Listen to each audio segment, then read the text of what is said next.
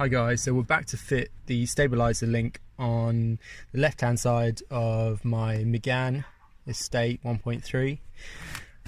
We got the part, which is great, so this will be quite an easy fix, but I'll just show you how we're going to replace it and what we're going to do. Just take it out so you can see. So this is the new one, and what we'll do is we'll get the other one and just show you a side-by-side comparison of what they look like. So first off, what we want to do is jack it up and take the wheel off. Before we jump into it, you'll need some Allen keys and an adjustable, and if you've got a breaker bar for your wheel nuts, that would be perfect too, but if not, don't worry, as long as you've got one from your boot, then you should be able to use that. Okay, so once you've jacked up your car and you've got your axle stands both sides, then we can go ahead and take off the wheel. So once the wheel's off, you can get to your stabiliser link and the old one, and all you need to have is some Allen keys, and we're using the number 5. You want to put it so it fits in here, and then you can hold it while turning your adjustable, or in this case it's a 17mm. And the new one I think is 13, so it's a slight change.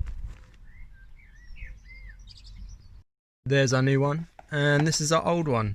As you saw from the video, I had to actually get the grinder to cut it. They were just too rusted, and the Allen bolts had sort of worn around the edges. I could have got it off, but it was just too time consuming, so I went ahead and just cut it. And now I'll put the new one on. So here's the new one. It's quite simple. We're just going to tighten these up and just make sure that we're holding on to the Allen bolt in order to turn it, otherwise it will just spin freely because it's only a ball joint. A handy tip for when you're doing this is to make sure that your Allen key is wedged against something, so there's tension there.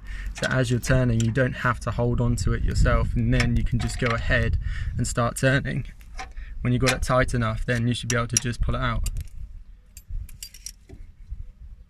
The same for the bottom. We've got it wedged against part of the axle, so that now when we turn it, you can actually do it just with one hand, which makes it so much easier. Right, so once you've tightened it up, you should be able to just test it by getting a pry bar underneath the anti-roll bar and just see if when we move it, it all moves as a unit. You can see we've got hardly any movement on it anyway. Whereas before we had quite a bit of movement, so we'll just try this side. You can see we should be all good. So we'll get the wheel back on, and then that's one job done.